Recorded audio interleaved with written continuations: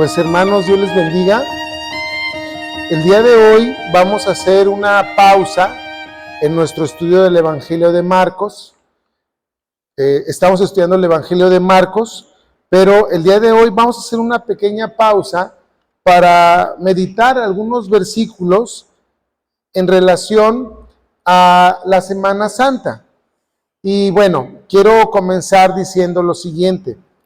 Nosotros como creyentes en Cristo, como cristianos, vamos a decirlo así, debemos de ser conscientes que el Señor Jesús murió y resucitó una sola vez, no cada año, ¿verdad? Porque luego en la iglesia tradicional, en la iglesia católica o en las, vamos a decirlo, en las ideas de la gran mayoría de personas, creen o consideran de alguna forma que Jesús muere cada Viernes Santo y resucita cada Domingo Santo. Entonces, no. Nosotros sabemos que el Señor Jesús, dice la Escritura, que murió una sola vez. Y con esa sola muerte del Señor Jesús es suficiente para el perdón de nuestros pecados. Es decir, que no es un sacrificio que se tenga que renovar. ¿Sí? Eso es por un lado. Por otro lado, nosotros debemos de también comprender el por qué la Semana Santa se conmemora o se celebra en diferentes momentos según el año. Por ejemplo, hay años en que la Semana Santa cae en abril, como ahora, parte. Y hay otros años en que cae en marzo. ¿Sí? ¿Por qué es la diferencia? Lo que pasa que efectivamente la Pascua judía se celebra en un determinado tiempo, pero tiene que ver con un calendario lunar, no con un calendario solar. Nosotros hoy tenemos un calendario solar. Y entonces las festividades judías, de hecho, la Pascua judía se sigue celebrando en Israel. Sí, quizá no hay sacrificios en el templo porque el templo ya no existe, pero ellos siguen con una práctica relacionada con el Pesaj, que es la Pascua judía. Y entonces, para nosotros cae en un mes, en un año, y en otro año cae en otro mes, pero para ellos es en la misma temporalidad, por así decirlo. Bueno, dicho esto, vamos a abrir nuestras Biblias en el Evangelio según San Juan, capítulo 3, versos del 14 al 15. Cuando citamos el Evangelio de Juan, capítulo 3, casi todos nos vamos al versículo 16, ¿verdad? Al que todos nos sabemos de memoria. Porque de tal manera amó Dios al mundo, ¿verdad? Y lo sabemos de memoria. Pero poco reflexionamos los versos que le anteceden a esta declaración del Señor Jesús. Vamos a meditar un poco en ello el día de hoy. Vamos a meditar sobre dos puntos. El primero de ellos tiene que ver con la muerte del Señor Jesucristo. Y el segundo de ellos tiene que ver con la resurrección del Señor Jesús. Vamos a leerlo, amén. Dice la palabra del Señor. Y como Moisés levantó la serpiente en el desierto, así es necesario que el Hijo del Hombre sea levantado para que todo aquel que en él cree no se pierda, mas tenga vida eterna. Vamos a orar, amén. Padre, en el nombre de Jesús te damos la honra y la gloria, Señor. En este momento te pedimos que nos des sabiduría y entendimiento para comprender tu palabra. Que sea tu Espíritu Santo el que traiga esta palabra a nuestro corazón.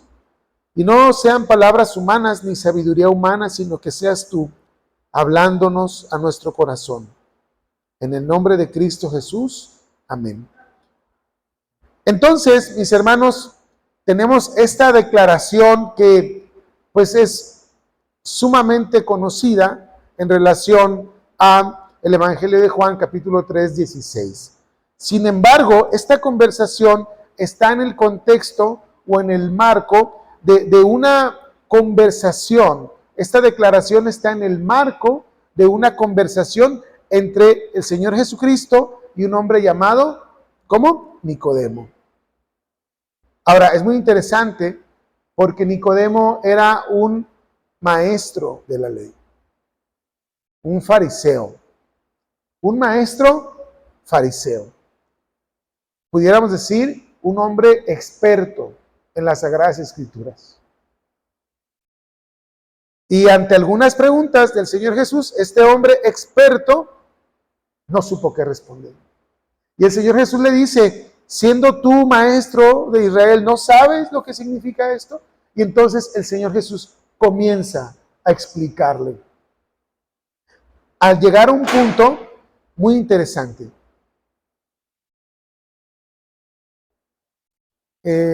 No sé si ustedes han observado que los médicos, hoy voy a tocar un poquito este tema, los médicos o el símbolo de la medicina, ¿alguien se ha fijado cuál es? ¿Cómo es? Una serpiente enrolladita, ¿no? Y hace una figura muy característica. Las batas de los médicos, los logotipos de muchos hospitales o consultorios tienen que ver esta serpiente. ¿Y alguien se ha preguntado por qué? Bueno, es una razón que tiene que ver con las Escrituras. Y ahorita vamos a ver por qué. Aquí el Señor Jesús le dice a Nicodemo, es necesario que el Hijo del Hombre, es decir, el Señor Jesús, se ha levantado como la serpiente fue levantada en el desierto. Esto nos remite a una historia real, verídica, que ocurrió en el libro de Números, capítulo 21. Si lo quieres buscar, búscalo, es Números 21, versos del 5 al 9. Y fíjate lo que nos narra ahí. Nos narra, bueno, pues el pueblo de Israel fue liberado de la esclavitud en Egipto, ¿cierto? Pero fíjate que caminaron durante 40 años en el desierto, camino a la tierra prometida. Y en esos 40 años de camino, de trayecto, pues el pueblo durante mucho tiempo, pues pasó diferentes pruebas. Una fundamental era cómo iban a sobrevivir en el desierto durante tanto tiempo. Porque estás de acuerdo que en el desierto no puedes sembrar alimentos, o sea, no puedes sembrar, no puedes cosechar. Y luego las vacas y los animales que sacaron de Egipto, pues ¿cuánto te gusta que hayan durado? ¿Meses? Vamos a pensar, 3 meses. Pero el pueblo de Israel estuvo en el desierto durante 40 años. ¿Cómo iban a ser sustentados? ¿Cómo iban a comer? Ahora, no eran 10 personas las que salieron de Egipto. Se calcula que fueron casi 2 o 3 millones de personas las que salieron. Entonces, humanamente no había una forma de poder sustentar a un pueblo en el desierto durante 40 años. Deja tú de las luchas intestinas, de los desacuerdos que tuvieran entre ellos, solamente el hecho de alimentarse. Bueno, dice, fíjate, lo voy a leer para que tú tengas una idea de qué es lo que pasó ahí. Verso 5, y habló el pueblo contra Dios y contra Moisés. Fíjate lo que describe aquí es una murmuración del pueblo de Israel que había sido liberado. Estaban murmurando en contra de ¿quién? De Dios y de Moisés. Fíjate, es un detalle que hay que observar ahí. Ahora, tú dirás, ¿cómo? ¿Cómo este pueblo pudo murmurar contra Dios y contra Moisés? Pues hermano, como tú y como yo cuando renegamos, ¿verdad?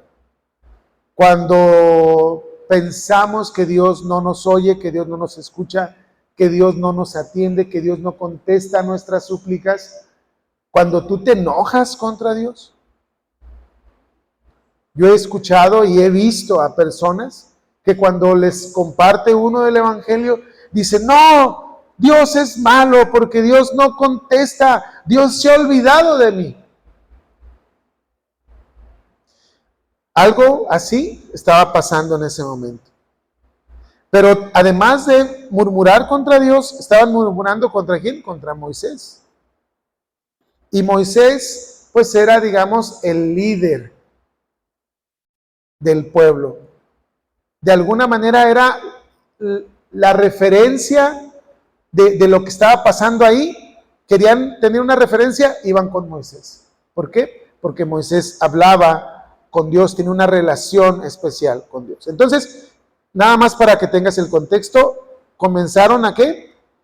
A hablar contra Moisés y contra Dios. Y se preguntaban, ¿por qué nos hiciste subir de Egipto para que muramos en este desierto? Pues no hay pan ni agua y nuestra alma tiene fastidio de este pan tan liviano. ¿Cuál pan tan liviano? ¿De cuál pan tan liviano hablaban? Del maná. El maná era un milagro, hermano. O sea, el maná, para que tú y yo lo entendamos, ¿qué era? Un milagro. Porque dice la Escritura que cada mañana, excepto el sábado, cada mañana afuera de la tienda de las personas, la tienda era la casa, vamos a decirlo, la casa móvil de las familias, aparecía maná en el piso. Yo me imagino que el maná era así como una especie como de hojuelas, como un cereal, yo así me lo imagino. Entonces, imagínate que en la mañana amanece y vamos a pensar, ¿verdad? En la mañana amanece y ahí está tu despensa. Algo así era lo que pasaba. Amanece y ahí está tu despensa. O sea, no tienes que ir a trabajar, ¿estás de acuerdo? No tienes que pagar. Solamente tomas lo que necesites para comer, ¿cuándo? Ese día. ¿Por qué crees? Porque ¿qué crees? El día de mañana Dios te va a dar provisión. Dice la Escritura que el que guardara para varios días se le iba a engusanar el alimento que guardara. Entonces, dice aquí que se cansaron de ese alimento.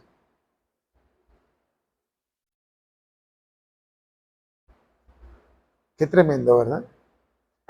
Cuando alguien se cansa de la bendición de Dios. Pareciera algo ilógico, pero fíjense, el otro día estaba viendo una pequeña reflexión de una mujer que estaba casada, su matrimonio, sus hijos, su esposo, todo bien, algo muy estable, muy bien, digámoslo.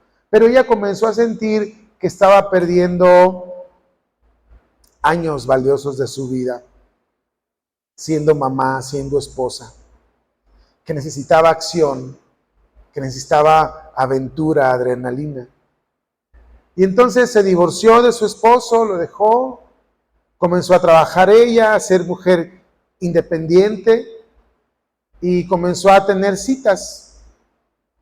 Y entonces, pues ninguna de las citas le satisfacía. ¿Por qué? Porque al poco tiempo se dio cuenta de que estas personas lo que buscaban solo era pasar el rato y ella buscaba una relación con un hombre estable, responsable, trabajador, que la amara, que la cuidara, que la respetara. Justo lo que había dejado. Entonces, esta reflexión nos decía que muchas veces no vemos el 90% de las cosas buenas por ver el 10% de lo que nosotros consideramos que nos hace falta. Y a veces así es en nuestra vida. A veces nosotros por ver lo que no tenemos, perdemos de vista todo lo que sí tenemos. Por eso el concepto de riqueza tiene que ver con lo que, no con lo que tienes, sino con lo que te hace falta. ¿Verdad? O sea, porque si tú ves lo que tienes y lo comparas con otra persona, bueno, pues seguramente vas a encontrar personas que tienen mucho más que tú, pero cuando tú ves lo que no te hace falta, todas las cosas que Dios ha traído a tu vida, híjole, ¿no? Entonces, aquí observamos que el pueblo comienza a renegar del alimento. Y entonces Dios toma cartas en el asunto. Fíjate, ¿qué ocurrió? Y Jehová envió entre el pueblo serpientes ardientes que mordían al pueblo, y murió mucho pueblo de Israel. O sea, finalmente dice Dios, ¿estás harto de estar en el desierto? Pues mira, para pronto, no te preocupes. Vamos a ahorrarnos tiempo. Y mandó serpientes venenosas y mordió ¿a quiénes? A los que estaban renegando. La actitud de Moisés es impresionante, porque yo estoy totalmente seguro de que Moisés es como esta figura del Mesías, intermediador, intercesor, pidiendo por el pueblo pecador. ¿Que merecía el castigo? ¿Lo merecía? Sí, totalmente. Estamos de acuerdo en eso, ¿eh? O sea, Dios no está cometiendo ninguna injusticia. Dios es justo. Y entonces dice, ok, pues ahí va. ¿No quieres batallar en el desierto? Aquí te quedas, sin problema.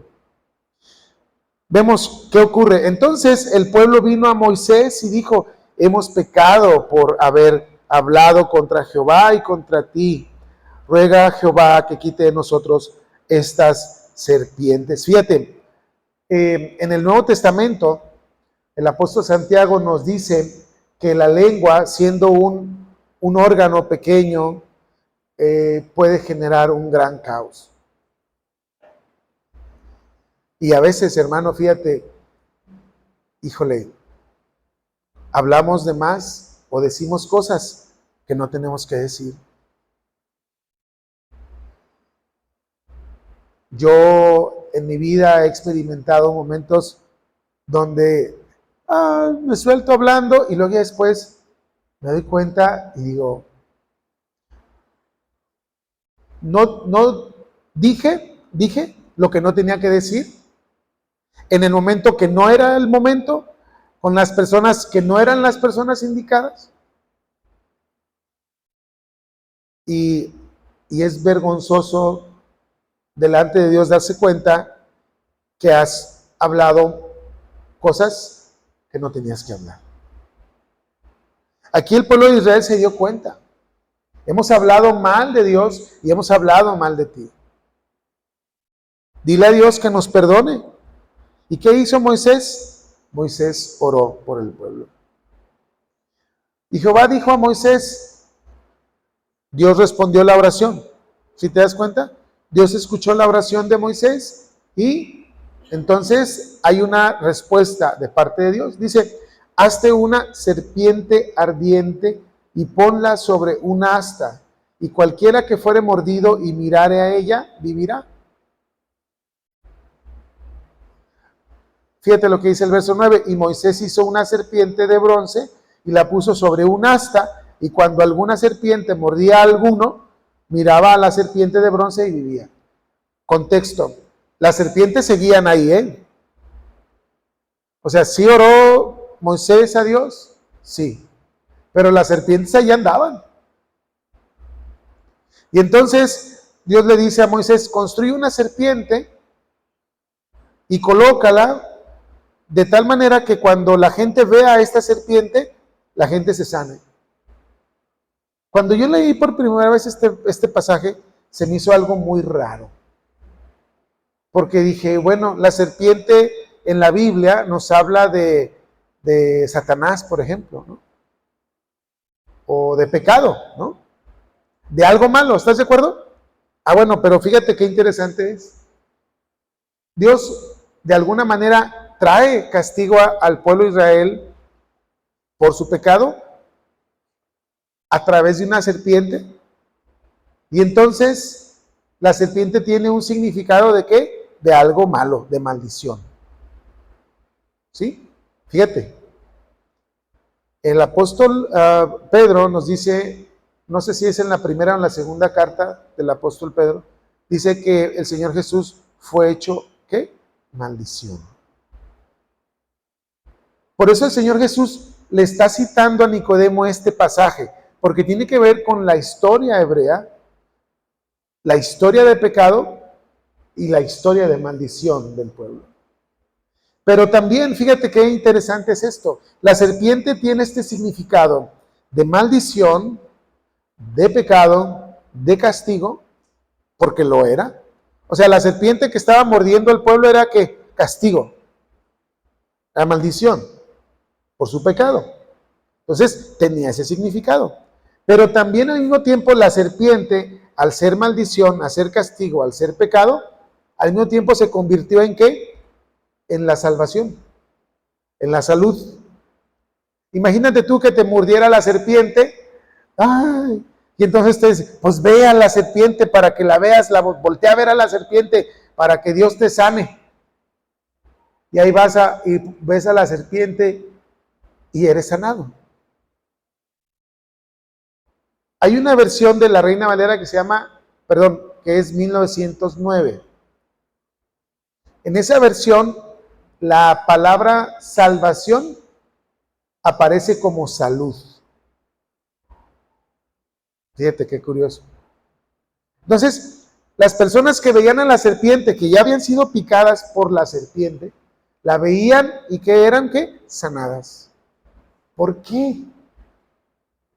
Porque a la hora que las personas volteaban a ver a la serpiente, estaban reconociendo su pecado, su maldad, su rebelión. Y al mismo tiempo estaban diciendo, yo no puedo ser sanado, yo no puedo salir de esta, Señor, ayúdame. Ese fue el medio que Dios estableció para la salud, para sanidad, para la salvación del pueblo en ese momento. Entonces, el Señor Jesús en esta conversación con Nicodemo le dice, así como fue levantada la serpiente en el desierto, así como Moisés levantó la serpiente en el desierto, así el Hijo del Hombre tiene que ser levantado. Así tal cual.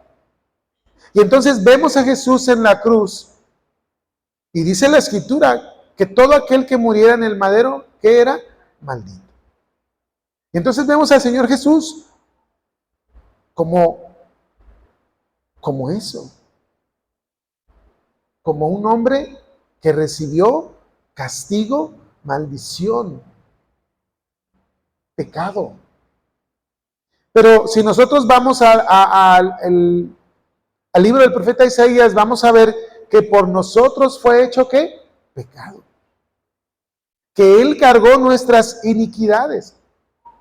Y entonces Jesús representa el castigo por el pecado del hombre. Jesús en la cruz, hermano, hermana, realmente está pagando el precio de tu pecado y de mi pecado. Porque la Escritura nos enseña que Jesús realmente fue, cuando estuvo aquí en la tierra, fue totalmente hombre. Hombre, de carne y hueso. Tan de carne y hueso que derramó hasta su última gota de sangre. Y no es una figura literaria decir que hasta la última gota, porque fue literal.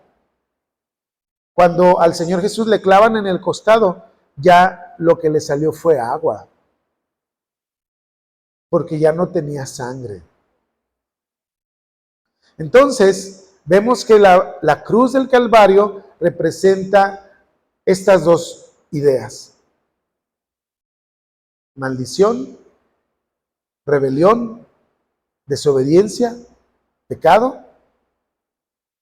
Pero lo maravilloso de esto es que Dios puede hacer todo, para Él no hay imposibles.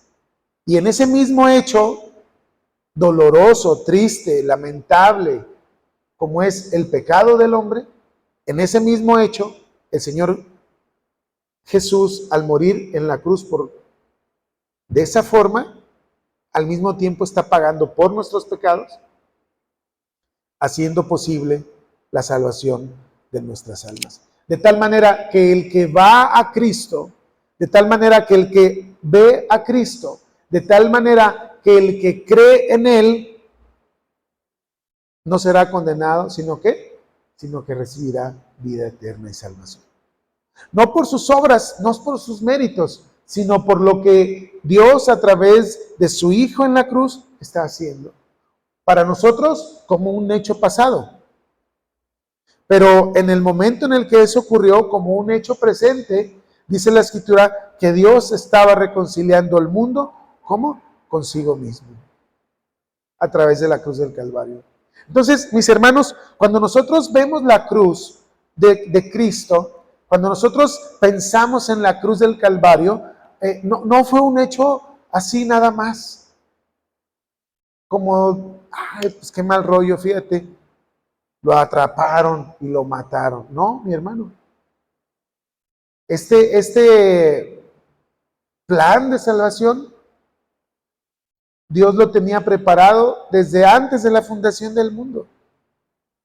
Lo maravilloso es que, fíjate, yo me pongo a reflexionar, desde antes de que tú y yo naciéramos, el Señor, es más, ya lo había hecho. O sea, porque ninguno de nosotros nacimos o vivimos en la época que vivió el Señor Jesucristo.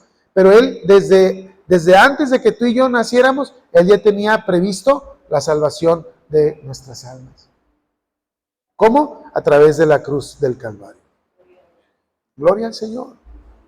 Entonces, nosotros debemos de tener presente que sí, el Señor Jesús murió en una cruz, en el Calvario, en el Gólgota, pero murió una sola vez. Fíjate, a veces pareciera como algo anecdótico, pero hace tiempo en un estudio bíblico con unas familias que estábamos discipulando, tocó este tema. El Señor Jesús murió una sola vez. El Señor Jesús no muere cada Viernes Santo. El Señor Jesús ya no está en la cruz. Y entonces el hermano que estaba estudiando con nosotros dice, ¿cómo?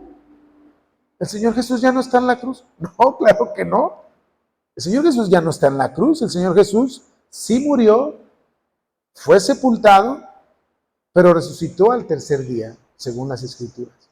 ¿Cómo? Sí, no lo podía creer. O sea, fue algo que le sacudió su mundo, su mente, porque él, aunque comenzaba a ir a la iglesia cristiana, pero toda su vida como recibiendo la enseñanza católica, él pensaba que el Señor Jesús, no sé qué pasaba en su mente, pero él lo veía en la cruz, permanentemente.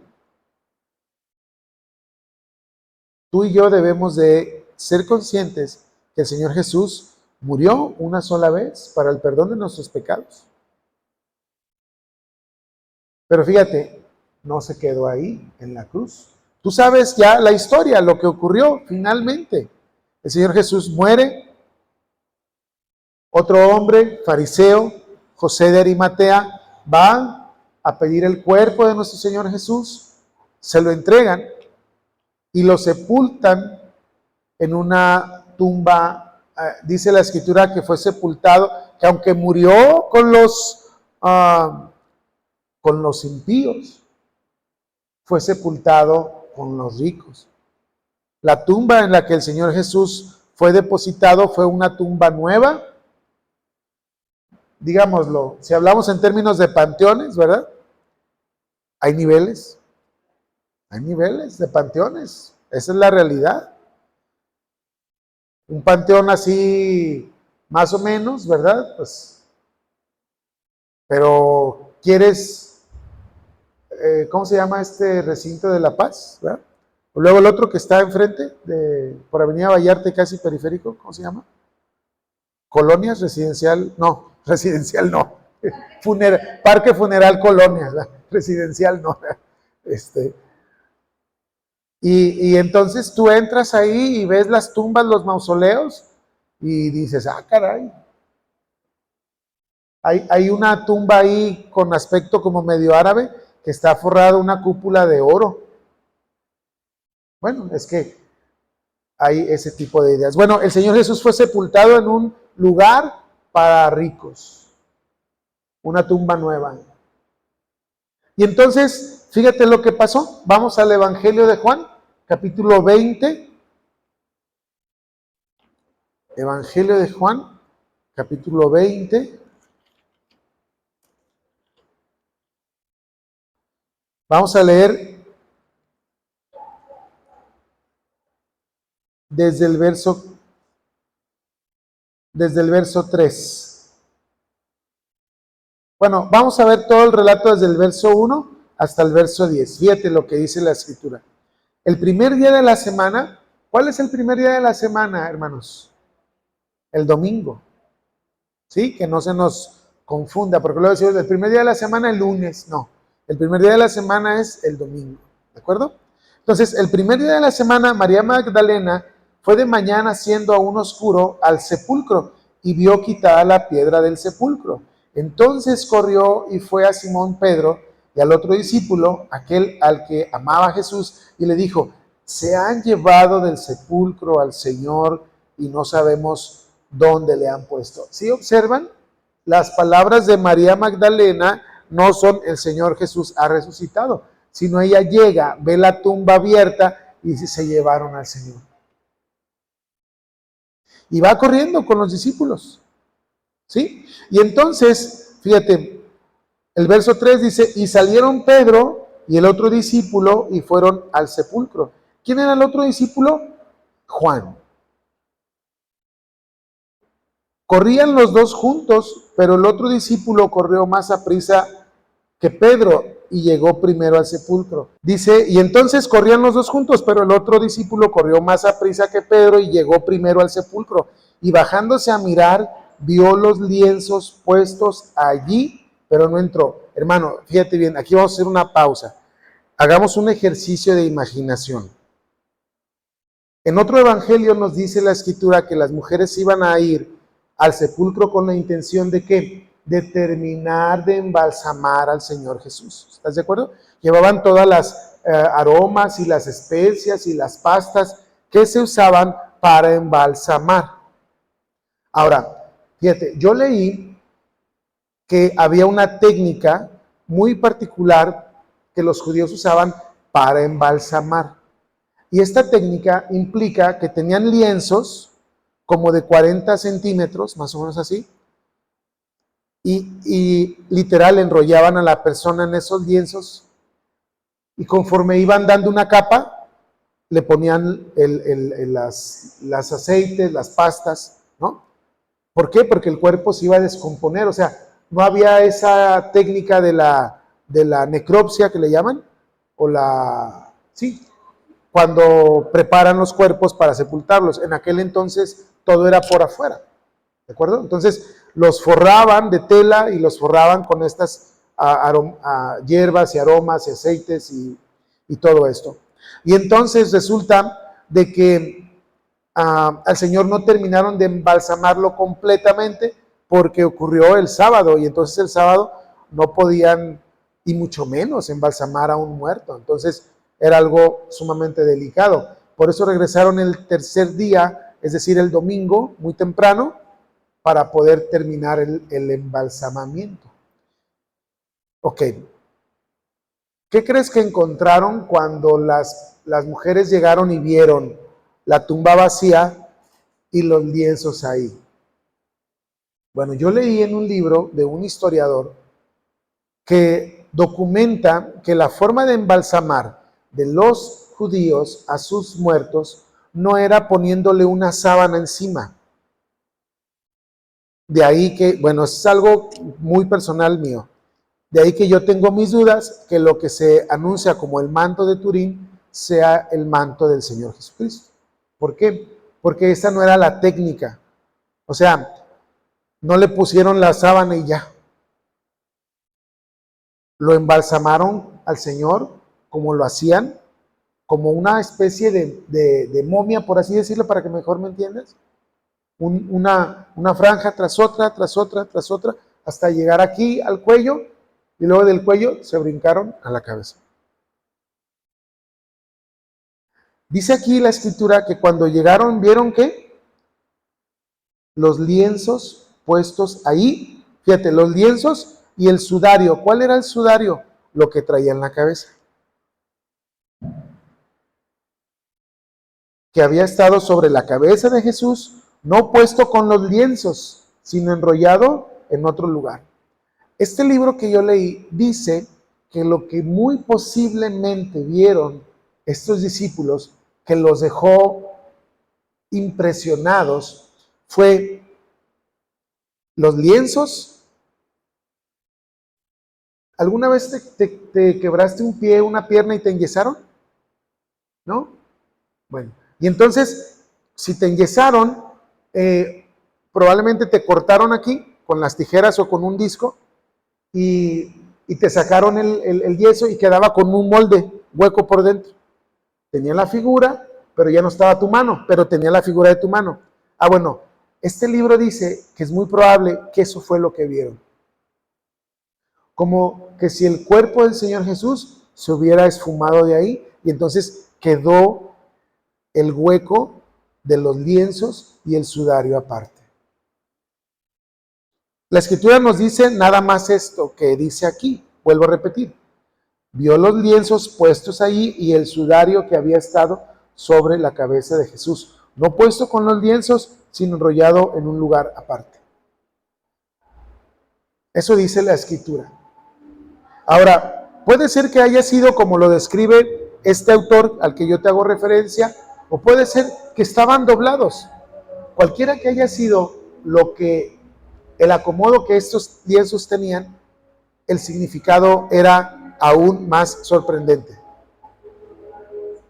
Que el Señor Jesús no estaba.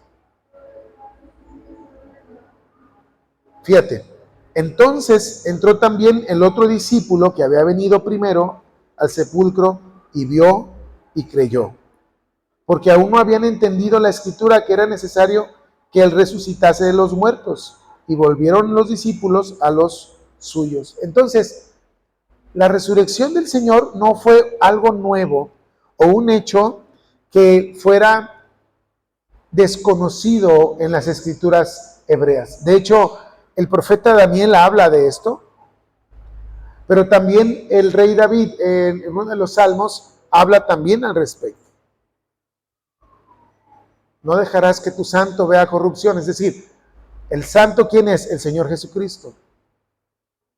No dejarás que tu santo vea corrupción.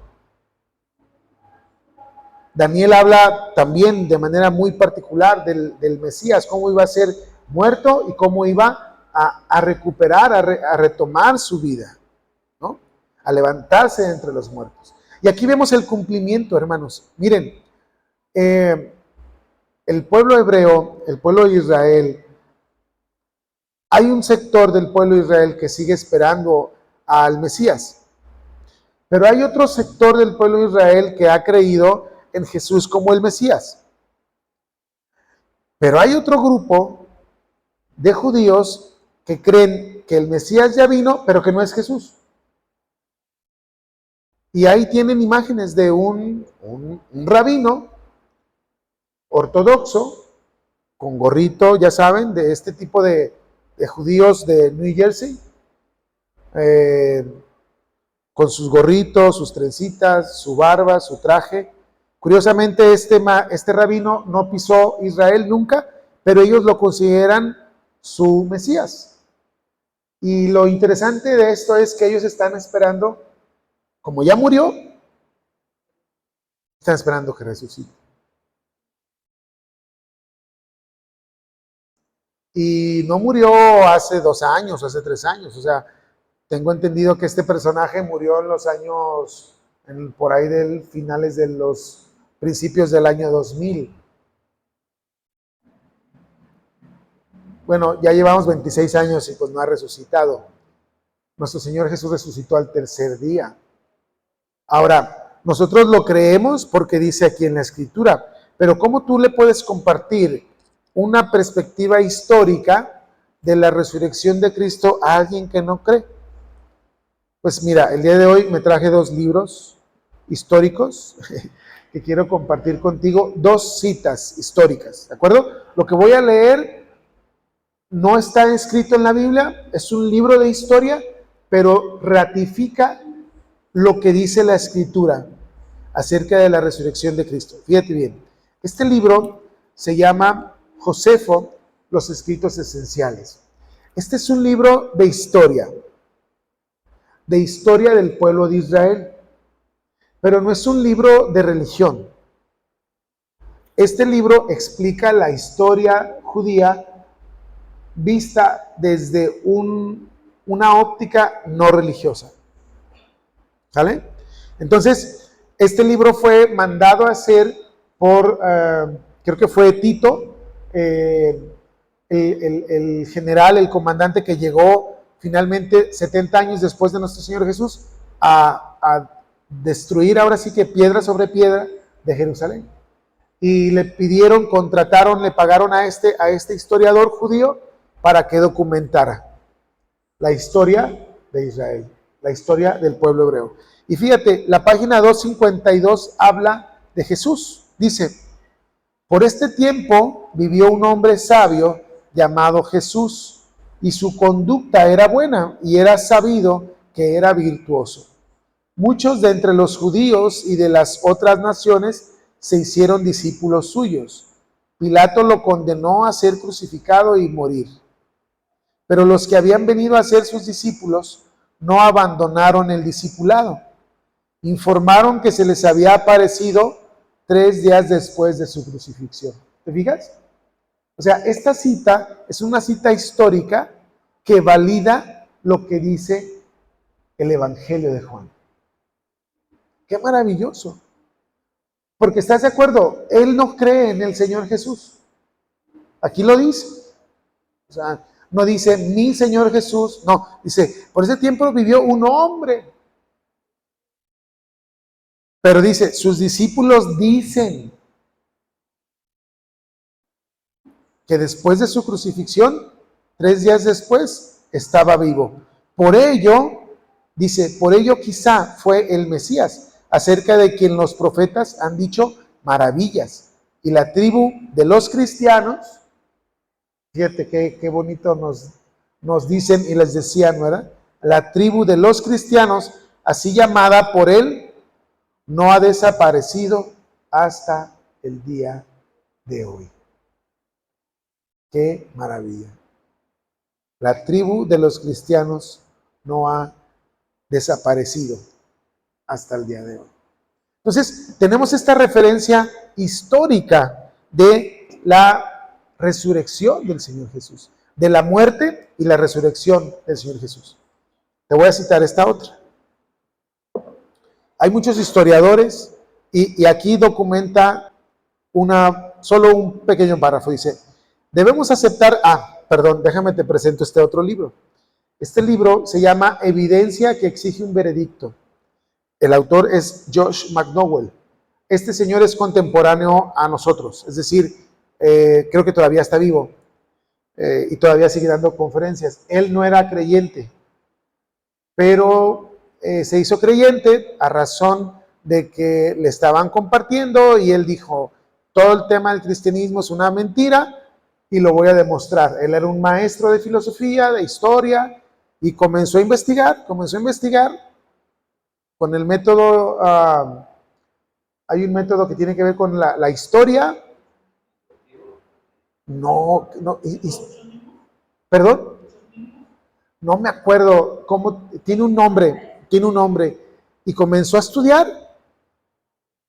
y terminó escribiendo este libro ya convertido a Cristo.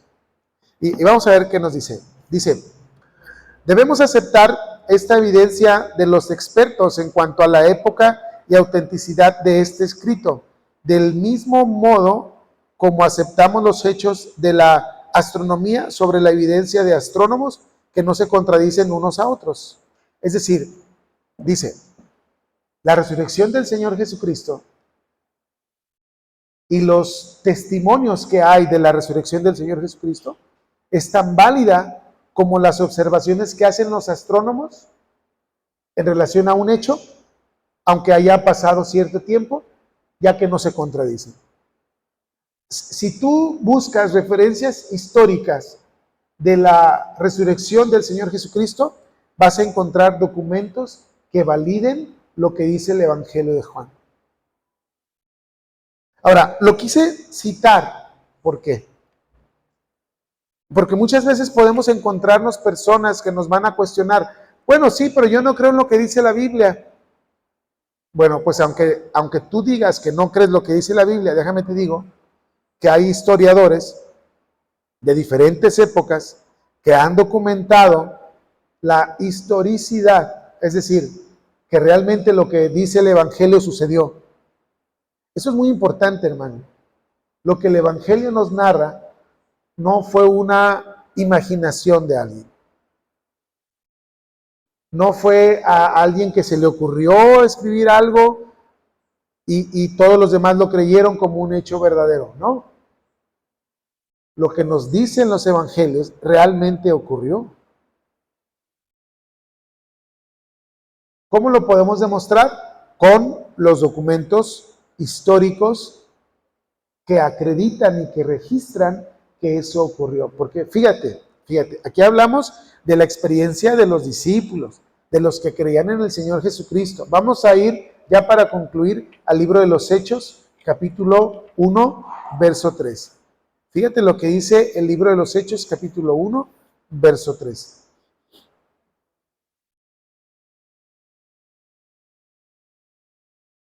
Es la introducción del libro de los Hechos de los Apóstoles. Se cree que el libro de los Hechos de los Apóstoles fue escrito por Lucas, el que escribió el Evangelio de Lucas. Ahora, lo interesante es que Lucas no conoció personalmente al Señor Jesucristo, pero Lucas escribió el Evangelio en virtud de la narración que le dio el apóstol Pablo. Lo mismo el libro de los Hechos. Entonces, fíjate, dice, lo voy a leer desde el 1. En el primer tratado, oh Teófilo, ¿cuál es el primer tratado? El Evangelio de Lucas. ¿Vale? Hablé acerca de todas las cosas que Jesús comenzó a hacer y a enseñar hasta el día en que fue recibido arriba, después de haber dado mandamientos por el Espíritu Santo a los apóstoles que había escogido, a quienes también, después de haber padecido, es decir, de haber muerto en la cruz, ¿sí? Cuando tú veas la palabra padecer o padeció por nosotros, significa morir, ¿sí? No está hablando de un padecimiento de, ay, es que estoy padeciendo de gripa, no, o sea, padeció la muerte, murió, ¿sí? Dice, después de haber padecido, entre paréntesis, después de haber muerto, se presentó como vivo. Fíjate aquí la narración. Se presentó vivo. ¿Cómo? Con muchas pruebas indubitables. Se presenta vivo y con muchas pruebas indiscutibles. O sea que no había lugar a duda. Fíjate, esta idea la retoma el apóstol Pedro en su primer discurso a los que estaban en Jerusalén en el día del Pentecostés. Porque les dice, ustedes, al que mataron, al autor de la vida, ha resucitado.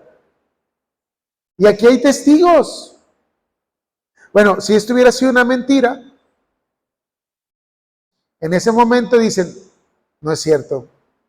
No es cierto lo que tú estás diciendo y nos vamos.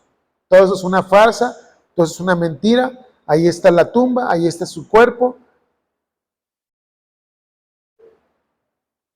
Fíjense, en Jerusalén existe la tumba del rey David. Todo el mundo sabe en Jerusalén. Si algún día, hermano o hermana, tienes la bendición de poder ir allá, yo no he ido, pero sé que ahí está la tumba del rey David. Tú vas y dices, ¿dónde está la tumba del rey David? Te van a llevar a un tour a ver la tumba del rey David. Y nadie tiene dudas de que los restos del rey David ahí están. En la ciudad de Hebrón está la tumba de Abraham, del patriarca Abraham. Por un lado, eso sí, por un lado está la puerta de los árabes. Y del otro lado está la puerta de los hebreos. O sea, árabes y hebreos, pues ya sabes cómo está ahorita el tema, ¿verdad? Entonces, ni en la tumba del padre Abraham se pueden ver, literal. Y ahí está la tumba de Abraham. Nadie tiene tema, nadie tiene discusión de que ahí están los restos de Abraham. Sin embargo, si tú vas aprovechando, hermano, este tour mental que estamos dando por Jerusalén, hay dos lugares que se presumen que fueron la tumba del Señor Jesús. Una, el Santo Sepulcro, que es una iglesia, creo que es una iglesia copta, no es una iglesia católica, es una iglesia copta. Y ahí ellos aseguran que es la tumba del Señor Jesucristo. Y obviamente la tumba está vacía. Hay otro lugar que es el que casi hay un 100% de probabilidades que ese fue el lugar. ¿Por qué? Porque está a las afueras de Jerusalén, que está muy cerca de donde fue la crucifixión del Señor Jesús, cerca del monte de la calavera del Gólgota. Y entonces está la tumba ahí. Y ahí dice que la tumba está vacía.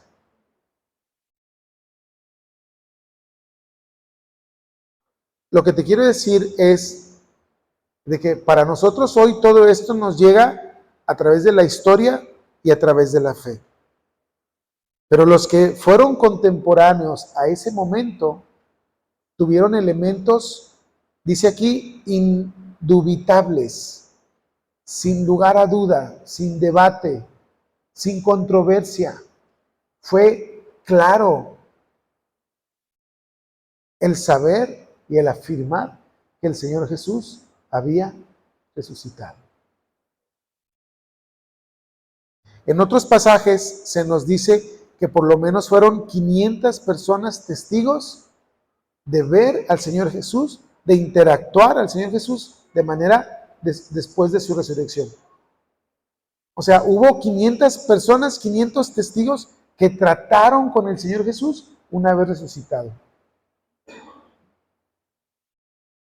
Ahora, para mí lo más contundente es el efecto de la resurrección del Señor Jesús en las vidas de las personas. Comenzando con sus discípulos. Y esa parte es con la que, hermano, hermana, quiero cerrar. El impacto en tu vida de la resurrección del Señor Jesucristo. Fíjate lo maravilloso que es esto. Cuando el Señor Jesús llega con sus discípulos al aposento alto, lo ven y están impactados de verlo.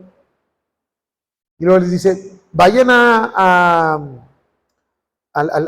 mar de Galilea, allá los veo.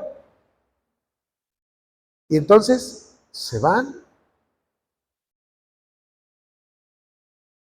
Y dice la Escritura que estaban pescando y ven al Señor Jesús en la orilla y van corriendo hacia el Señor Jesús. Y hay algo que a mí me parece maravilloso, que el Señor Jesús estaba esperando a sus discípulos. Si tú te acuerdas, ¿cómo les dice en la última cena? Que ya no los llamaré, ¿cómo? Ahora les voy a llamar mis amigos. Entonces está el Señor Jesús en la orilla del mar con una fogata y pescados a la leña. Es decir, lo que finalmente el Señor quiere es tener comunión contigo y conmigo. Eso es lo que quiere el Señor Jesús. A partir de ahí, la vida de los discípulos ya no fue la misma.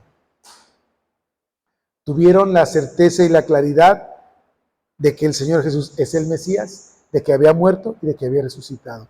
Jamás, nunca, nadie lo volvió a dudar, ni Tomás.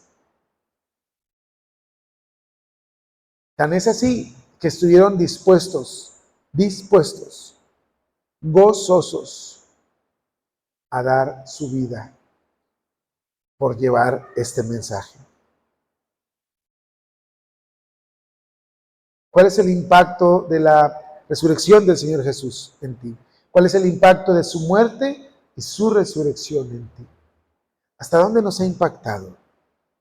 Más allá de la Semana Santa, más allá de las películas y todo ese tipo de cosas, No, lo que dice la Escritura en tu vida, la resurrección de Cristo, qué tan personal es para ti?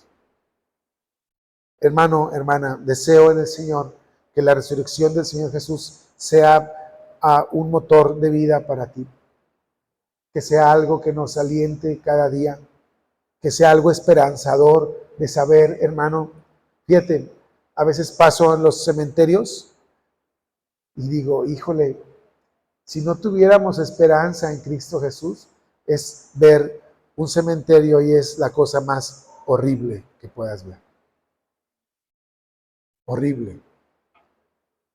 Porque en la muerte así no hay esperanza.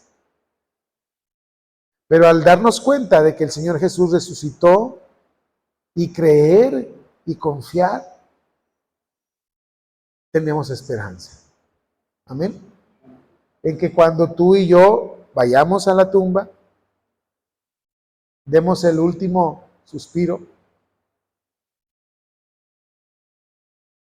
vamos a tener una esperanza de vida nueva, vida eterna. Dice la Escritura que los muertos en Cristo resucitarán primero. Amén.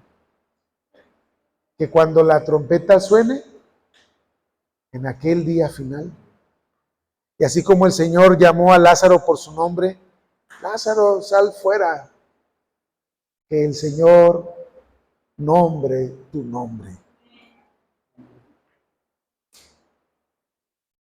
Qué maravilloso escuchar esa dulce voz, ¿no? Que te despierte, que te levante. Amén. Vamos a orar. Amado Padre Celestial, te damos gracias por tu palabra. Gracias, Señor, porque todo lo que tú has hecho en favor de nosotros, sin merecerlo, sin merecer tú morir, pero sin merecer nosotros tu favor y tu misericordia al morir en la cruz. Padre, te damos gracias. Gracias porque pues tú has hecho posible que podamos estar aquí y que tengamos tu palabra y que meditemos y que reflexionemos en todo lo que tú has hecho. Desde la cruz del Calvario, desde el pesebre, toda tu obra, todas tus enseñanzas, todas tus palabras, todo lo que hiciste en la cruz por nosotros. Y levantarte triunfando sobre la muerte y sobre el pecado. Gracias, Señor, porque nos das esperanza de una vida eterna, de una resurrección para vida en tu nombre. Gracias, Padre. Te pido que bendigas a todos mis hermanos que están aquí el día de hoy, sus vidas, sus familias, y que, Señor, el saber que tú te levantaste de entre los muertos, Señor, sea esperanzador en nuestras vidas. En el nombre de Cristo Jesús. Amén. Amén. Pues, hermanos, que el Señor les bendiga.